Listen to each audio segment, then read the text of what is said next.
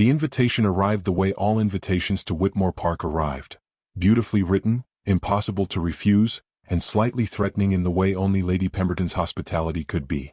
She was a woman who hosted the way other women breathed, without thinking and in great volume, and anyone within riding distance of her Gloucestershire manor understood that declining her October house party was a social wound from which one did not quickly recover. Miss Cecily Ashworth had declined it 3 years running.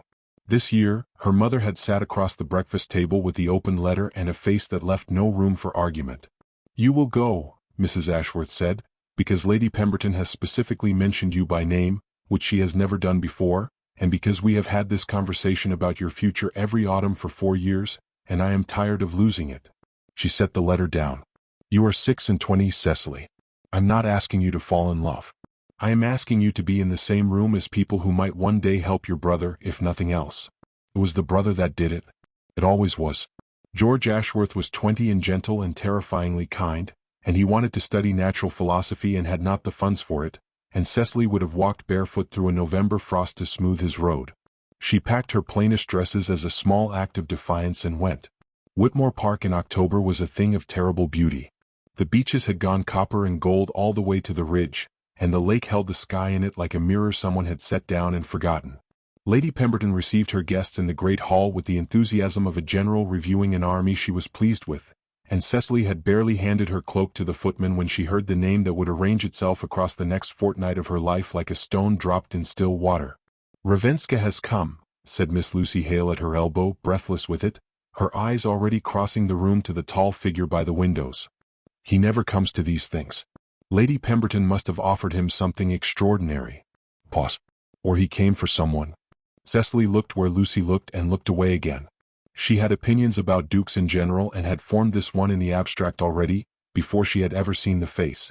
Ravenscar was 28 and widely reported to be everything a duke was supposed to be: handsome, wealthy, correct, and utterly impervious to the world's ability to discompose him. He was also, by the accounting of every drawing-room in London, on the quiet but determined search for a duchess, a fact that had made the previous season a kind of competitive fever from which Cecily had absented herself with relief. She had no wish to be selected. She had no wish to be assessed.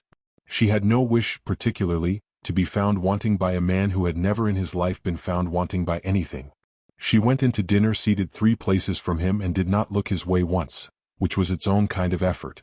The rain began the second morning, the way October rain begins in Gloucestershire, without apology and with the clear intention of staying.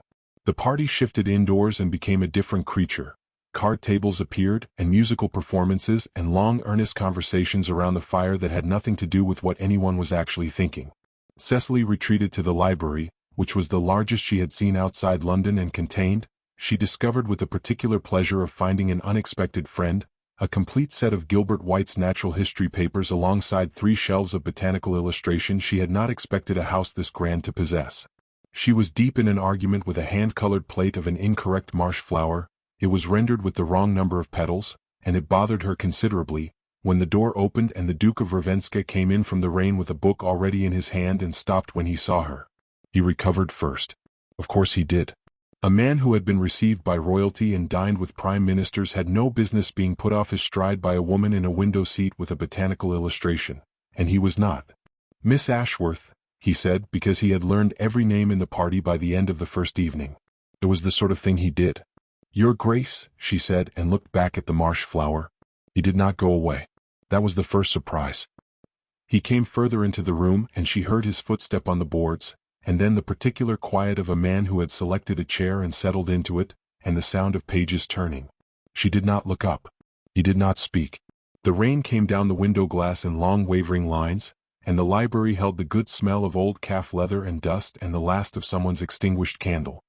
He read for a quarter of an hour in silence, and she read, and neither of them broke it, and at the end of a quarter hour he said, without looking up from his book, "The marsh marigold on the 3rd shelf in the 2nd set has 17 petals." She looked up sharply. He was still reading. "It should have 5, she said. "It has 17. I counted them at the age of 9 and found it deeply unsatisfying and told my uncle so, and he told me that art was permitted liberties that science was not, and I told him that seemed a great pity for the marsh marigold." He turned a page. He was not best pleased. She looked at him properly for the first time since the hall. He was, she noted with the distant irritation of a woman who had hoped to find a reason for indifference, not merely handsome in the way portraits were handsome. He was handsome the way a problem was interesting. You kept returning to it. There was a quality of stillness in him that she had not expected in a man his age, and it sat strangely on his face alongside the faint line of amusement at his own memory. You were a difficult child, she said. I was a precise one. There is a difference. He looked up then, and his eyes were a dark gray-brown, the color of tree bark in the rain, and they were looking at her with the same frank curiosity she was directing at him, which was unexpected. Most men of his station looked at her the way they looked at furniture, appraising, comparative, briefly interested.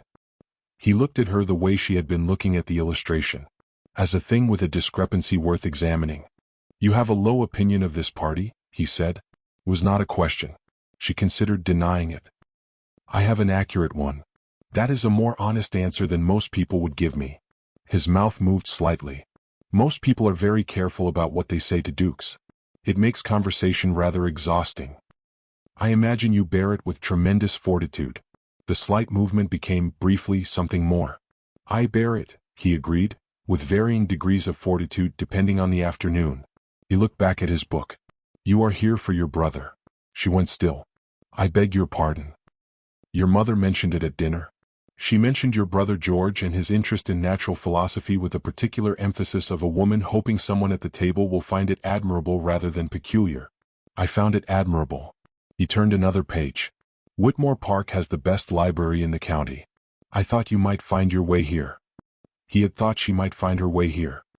He had come to the library knowing she might be in it, and had said nothing of it, and had sat and read in silence for a quarter-hour as though it were the most natural arrangement in the world. She did not know what to do with this information, so she returned it to the marsh flower and said nothing, and he said nothing, and the rain went on talking in their place. That was how it began. Not with a bow and a compliment and the studied machinery of courtship. With 17 petals on a flower that ought to have 5, and 2 people in a room who had independently decided that silence was preferable to performance. He was there the next morning. And the one after. The library became a tacit agreement neither of them made aloud, a room that had agreed to hold 2 careful people and ask nothing of them. They talked about the books first, then about the things in the books. He had opinions on agricultural reform that surprised her with their specificity, and she had opinions on the enclosure of common land that surprised him with their fury, and he listened to the fury without flinching, which was the rarest thing she had encountered in a man in 26 years. Lucy Hale noticed on the 3rd day and could barely contain herself. He is never in the library, she reported at the dressing table that evening, watching Cecily's face in the glass with the intensity of a woman reading tea leaves. Lady Pemberton says he has not been to one of these parties in 3 years. And he is in the library every morning.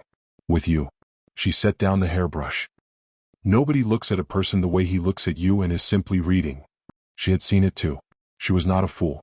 She knew the quality of his attention, the way it tracked her when she moved to a different shelf, the way he asked questions that had no relationship to the book in hand and every relationship to who she was. She knew what it meant when a man of his position allocated his time with such deliberate consistency, and she knew, with a cold, clear knowledge she had learned the hard way, what it meant when that same man had a mother and a family seat, and 2 estates that required an heir, and a title that required a wife of appropriate standing, and looked at a clergyman's daughter with no fortune and a complicated history and thought, for a pleasant October fortnight, that he had found something interesting. She had been found interesting before. She had been found enchanting and handsome and refreshingly direct, and on one occasion devastatingly so, that had been Lord Farley, who had spent 6 weeks finding her devastatingly direct and then quietly married Miss Wentworth of £15,000 and a viscount father, and had looked past Cecily at the Pemberton spring ball as though the preceding 6 weeks had happened to a different person entirely. She had not wept over Lord Farley. What she had done was simpler and more permanent. She had understood. She had understood that she was the kind of woman men found interesting in libraries and bypassed in ballrooms, and she had arranged herself accordingly, and she was not going to arrange herself any other way for a duke who would be gone in a fortnight and take his grey-brown eyes and his 17 petals with him. She was cool to him on the 4th day. Deliberately, precisely cool, the way you lower a temperature to stop something from boiling. She answered his questions in fewer words. She stayed less long. She chose a seat on the opposite side of the room and was deeply absorbed in a text on drainage systems when he settled into his customary chair, and she did not look up. He noticed. She had known he would. He was too precise not to notice. What she had not predicted was that he would say nothing about it, and stay the full hour anyway, and leave without any of the wounded performance she had expected. No pointed courtesy. No searching look designed to make her feel the chill she had administered. He simply went, quietly as he had come, and the room felt large afterward. The 5th day she came to the library and he was not there. She was surprised by how long she sat looking at the door. He found her on the 6th day where the grounds ran down to the lake, where she had gone in a gap in the rain with her cloak and her oldest boots and the Dutch botanist's survey of English waterweeds that she had no business removing from the library but had done so anyway because the alternative was spending the morning managing her own restlessness inside 4 walls. The path was soft with fallen leaves, copper and brown, and the lake lay still and pewter gray under the clearing sky, and she heard his footstep on the path behind her at a distance that was entirely correct, not crowding, not hesitant. The footstep of a man who had decided to do something and was doing it. "You are angry with me," he said, coming alongside her. Not a question this time either. She noticed he rarely asked questions to which he suspected she would give him a dishonest answer. He made them into statements and left her the room to correct them. "I am not angry with you. You are something." She looked at the lake. 2 moorhens moved across its surface, trailing silver threads. "I am careful," she said. "There is a difference." He was quiet a moment.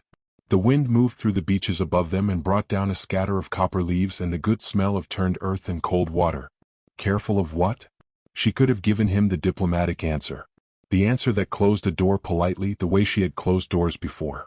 Instead she heard herself give him the real one, which had been sitting behind her teeth for 3 days waiting for exactly this kind of clear October air to emerge into.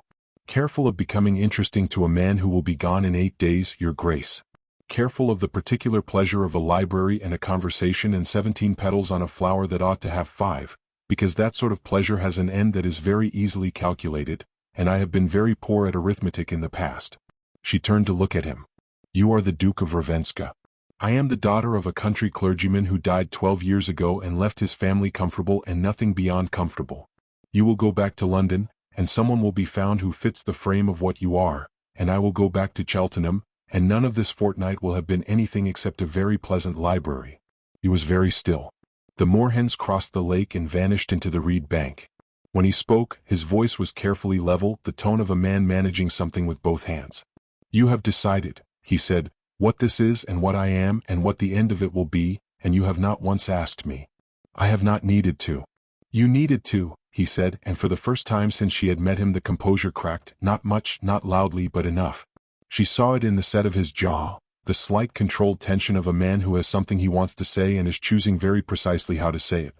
"Because the thing you have decided I am, Miss Ashworth, is a man who finds you a pleasant diversion and will arrange his life around someone else's fortune and someone else's suitability the moment the fortnight is over. And I am asking you to tell me what I have done, in 6 days of sitting in a library and 1 path by a lake, to deserve that particular verdict." She did not answer immediately. The wind came off the water and found the back of her neck and she held the botanist's survey against her chest like a breastplate. What he had done in 6 days was nothing she could point to. That was the trouble. He had not overstepped. He had not employed any of the machinery.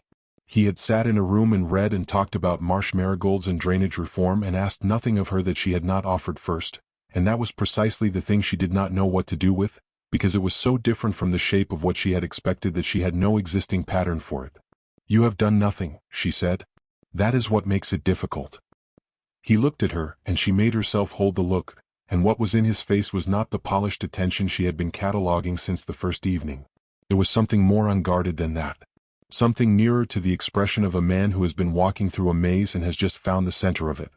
"I am going to ask you something," he said, "and I am asking you to hear it completely before your answer settles." He turned to face the lake. "I came to Whitmore Park because Lady Pemberton told me in a letter, in very plain language, that a woman I might do well to know would be here, and she was right, and I owe her an apology for the 3 years I declined. I have spent 6 mornings in a library not because I am pursuing a pleasant diversion, but because I have not once in my memory walked into a room and found someone who looked at a botanical illustration with the same quality of outrage I felt at 9 years old, and I was not willing to let go of it until I understood it better." He paused. "I am not asking you for anything that frightens you. I am asking whether you will permit me after this fortnight to call on you. To write if calling is inconvenient. To continue a conversation that I am not ready to conclude in 8 days. Another pause. That is all. No other question is being asked. The lake took the wind and gave it back as a soft sound through the reeds. You do not know enough about me, she said, to ask that. I know you removed a library book without permission and felt no remorse about it. The ghost of that slight movement was back at his mouth, and she wanted badly to be unmoved by it and was not quite. I know you came to this party for your brother. I know you have been disappointed by someone you thought better of, and that you have decided the disappointment was your error rather than his, which is both admirable and incorrect. I know you have 17 objections to my question and exactly one answer underneath them all, and the answer is either yes or it is no, and I will respect either one, but I should very much like to know which it is before the 8 days are up. 17 objections. The number sat in the air between them with an absurd precision, and she felt something move in her that she had been keeping very carefully still, something that lived in the same place as the outrage about the petals and the anger about the enclosures, somewhere below where she was careful, in the part of her that had not been managed quite into silence yet. She looked at him for a long moment in the copper October light. I will not be handled, she said, by anyone, for any reason. If you call, it will be because you wish to talk and not because you are managing toward something else with patience. Yes, he said.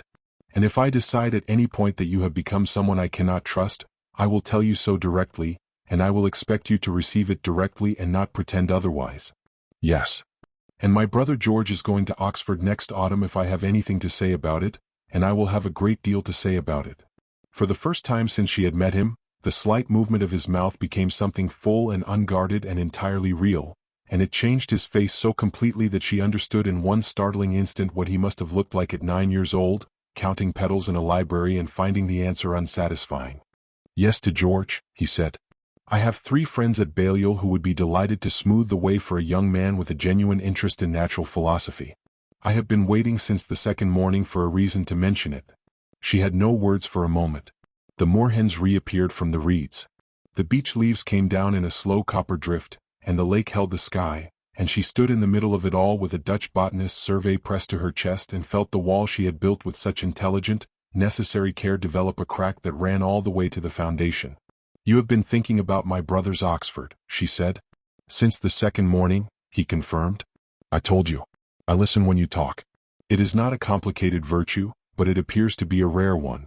He offered his arm, the same correct distance, the same absence of presumption. Walk with me. The path goes round the east side of the lake and there are greater crested grebes nesting in the reed bank, and I should like to show them to you if you will let me. She did not take his arm at once.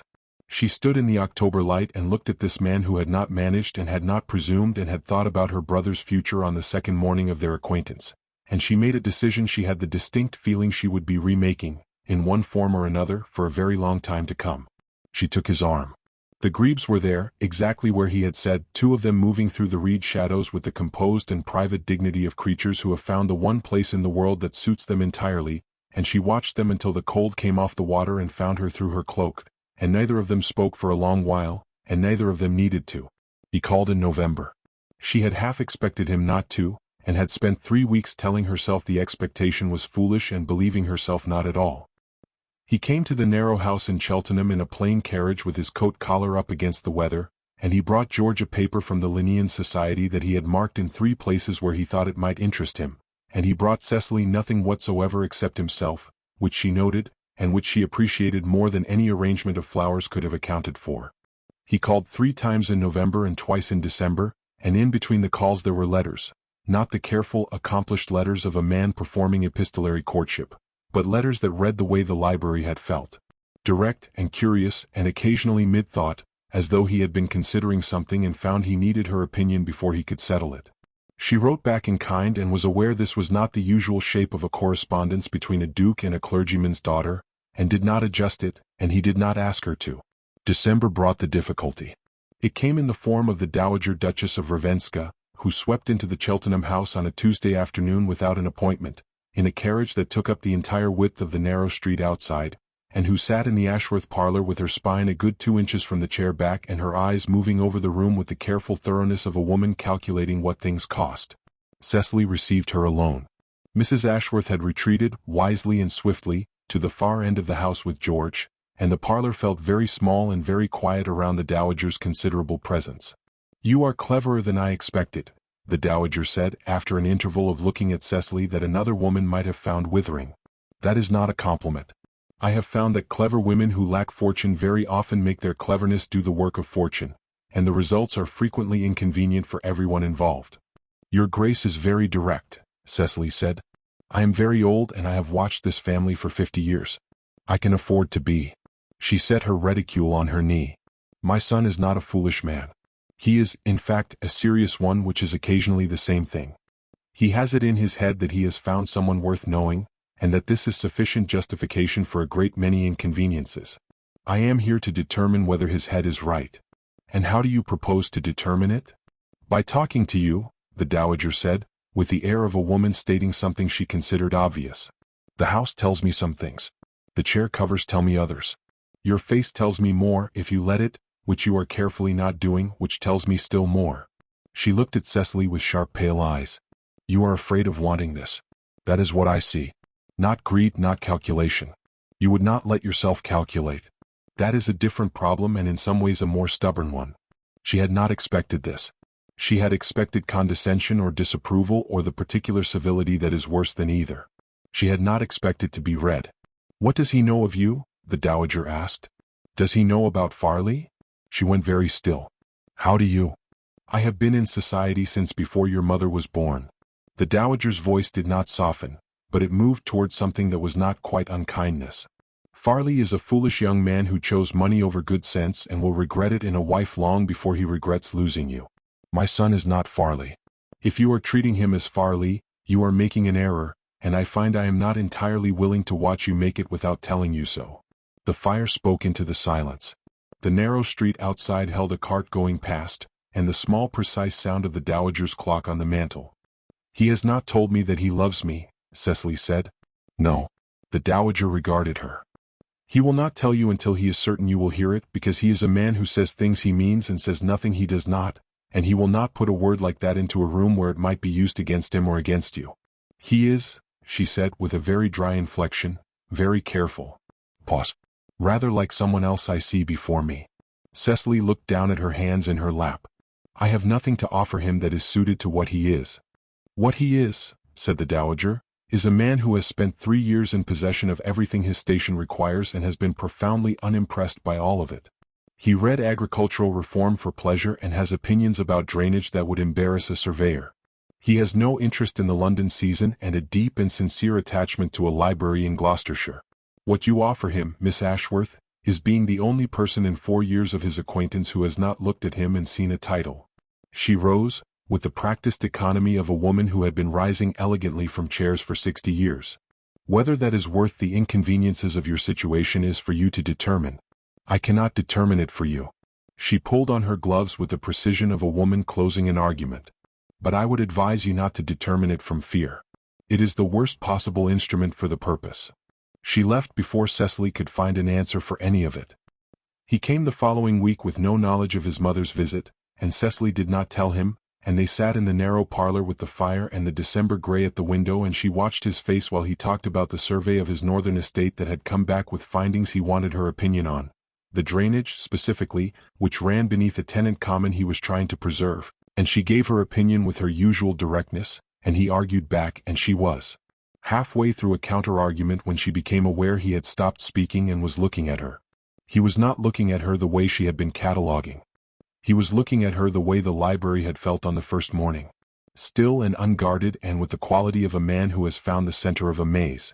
What I am going to say, he began carefully, has been rehearsed approximately 40 times, and on each occasion has come out differently, which suggests to me that the practice is not improving it, so I am going to abandon the rehearsal and simply say the version that is in front of me at this particular moment, which is probably not the most elegant. He drew a breath. I am in love with you. I have been in love with you since you looked at a botanical illustration in a Gloucestershire library and told it, with considerable feeling, that it had the wrong number of petals. I am aware that I am not an easy thing to be in love with, in the sense that I come attended by obligations and expectations and a mother who almost certainly knows where you live. I am not asking you to decide anything today.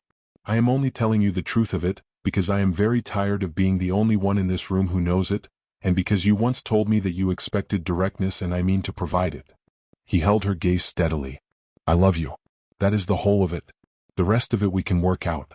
She sat with this for a moment. The fire settled. George could be heard somewhere above, moving between rooms with his habitual distracted energy. Your mother came, she said. Last Tuesday. A long pause. Did she? She told me you were careful. She told me I was afraid of wanting this. She looked at him. She was correct on both counts. And she told me not to determine anything from fear, which is advice I have been attempting to act upon, with mixed results, for 7 days. She lifted her chin, and the old pride was there in the line of it, and it was no longer, she understood, the pride of protection. It was simply who she was. I love you too. I have loved you since the Grebes, possibly since the 17 petals. I cannot be entirely certain. There was no clean line. Her voice steadied. I will not be a duchess the way anyone expects a duchess. I will say what I think, and I will meddle in your drainage surveys, and George is going to Oxford, and I will not spend seasons in London if I can avoid it, and I will likely always feel uncomfortable in rooms that are richer than I know what to do with, and I cannot promise that won't always be a small thing between us. None of those are objections, he said. Those are descriptions of a life I should very much like to be living. You have not heard all 17 yet. And there it was, the full laugh this time, which she had not heard before, and which was the most unguarded thing about him, which was saying something. She felt it change the room, felt it move through the narrow Cheltenham parlor and take the December cold out of the corners, and she looked at the man who had sat in a library and listened and thought about her brother's Oxford on the second morning of their acquaintance, and felt the last of the careful wall come quietly and entirely down. Not knocked over, not breached, set aside. No longer needed. Tell me all 17, he said, and his eyes were warm and wholly present, and not a window at all, nothing you could see through or past, only into. We have time. And I am very good at listening. She told him 4 of them before the tea arrived, and 2 more after, and the remaining 11 she could not precisely remember because somewhere in the telling they had ceased to be objections and become simply the truth of her, laid out in the December firelight for a man who received each piece of it as a thing he had been waiting to be given. He spoke to her mother before he left. Mrs. Ashworth wept, quietly, in the hall, the tears of a woman who has hoped for something so long it has lost the shape of hope and simply become a permanent ache, and found it resolved at last. George came down from his room in a state of philosophical abstraction and had to be told twice, and then pumped the Duke's hand with an enthusiasm that made Ravenscar wince slightly and smile immediately after. They were married in March, in the old church at Cheltenham where Cecily's father had preached, on a morning that threatened rain and then relented, and the primroses were out along the churchyard wall, 5-petaled and entirely correct, and she told him so at the church door, and he said he had counted them on his way in and felt vindicated. She wore her mother's ivory silk and no coronet, because she had declined the family parure on the grounds that she was a country clergyman's daughter getting married, not an ambassador receiving credentials, and the dowager, who attended in magnificent diamonds as a counterweight, had said absolutely nothing about it and looked, briefly and privately, as though she approved. She came to the great house in Derbyshire in the first week of April, when the grounds were running into green along the drive, and the house itself was the kind of beautiful that takes your breath not by grand assault but by slow accumulation. The stone the color of old honey in the spring light, the kitchen gardens already in fierce early order, the library, she had been told about the library, which turned out to be 2 stories and contain, among other things, the complete papers of Gilbert White and a botanical survey of the Derbyshire dales that she had never seen referenced in any catalogue. She stood in the middle of it with both hands pressed to her face and was aware of him watching her from the doorway. How many petals, she managed, on the Marsh marigold plate? He came in, and the sound of his footstep on the library floor was the sound of a thing being exactly where it should be. 7. I had them corrected before you arrived. The original is in the back room if you'd like to see the crime. She turned to look at him. He was leaning in the doorway with his coat off and his collar open and the April light behind him, and he looked. She searched for the word and found it with some surprise. He looked at ease. The composure was still there, the stillness, but underneath it something had unlocked, the way a room unlocks when you open the windows and let the spring in, and she understood that she was seeing the thing he had been at 9 years old. The precise, unguarded, perpetually unsatisfied boy who counted petals and found the wrong number and could not leave the wrongness alone. You had the plate corrected, she said. It was wrong. You would have looked at it every day and been offended, and rightly so. He straightened from the doorway. I also had the east wing drainage resurveyed, because your analysis in November was correct and my surveyor had not accounted for the clay shelf beneath the common pasture. The tenants have the plan already. They seemed pleased. He came across the library floor, unhurried, the walk of a man who has nowhere in the world he is required to be, and nowhere he would rather be than here. Come and see the north-facing shelves. There are 4 boxes of field notes from a local naturalist circa 1780 that no one has catalogued. I have been saving them. He offered his hand, not his arm but his hand, open the way you offer a hand to someone who knows your whole name and all 17 objections. I thought we could start this afternoon. She took his hand, and his fingers closed around hers, warm and certain, the clasp of a man who had found the one thing his precision and his stillness and his patience had all been arranged toward without his knowing it, and had no intention of letting it go now that he had found it. This afternoon, she said. And all the afternoons. He looked at her, and the slight movement of his mouth was all warmth and no secret, exactly as it had been by the October lake, and she loved him completely, the worst and the best of him at once, the careful man and the 9-year-old still furious about the petals. All the afternoons, he agreed. And all the mornings. Outside, the Derbyshire dales ran green and gold to the horizon, and the honey-colored stone of the house stood warm in the April sun, and somewhere in the kitchen gardens a blackbird was making its case to the morning with tremendous conviction, and the Duke and Duchess of Ravenscar stood in their library among 4 boxes of uncatalogued field notes, and began. In time George went to Oxford, sponsored quietly by 3 friends at Balliol who had been told only that the young man was worth it, which he was. He wrote letters home full of Latin and wonder and occasional catastrophic excitement about beetles, and Cecily read every one aloud after dinner, and her husband listened with the quality of attention that was, by now, the most familiar thing in her world, complete and genuine and directed at her as though she were the most interesting problem he had ever been given. The Dowager Duchess came to Derbyshire every summer and sat in the garden and said very little, and occasionally, when she thought no one was attending, looked at the 2 of them together with an expression that might, in a younger and less self-composed woman, have been called quietly delighted. The Marsh marigold plate, corrected to 5 petals, hung in the library where she saw it every day. She was never once not glad of it. And there we are, my dear Fireside friends, the Duke who could not win her heart by being a Duke and finally won it by being honest and patient, and willing to count the petals correctly. Before you go, I want to know, what part of this story will stay with you? Was it the moment in the library when neither of them broke the silence, and found they didn't need to? Was it the Dowager, arriving unannounced with her sharp eyes and sharper truth?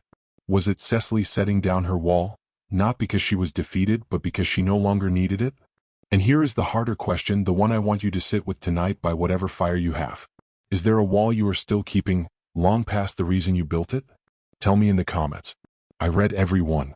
If this story found its way into your chest, do subscribe. There is always another tale waiting here at the fireside, and I should very much like you to be here for it. Until next time, keep the fire burning.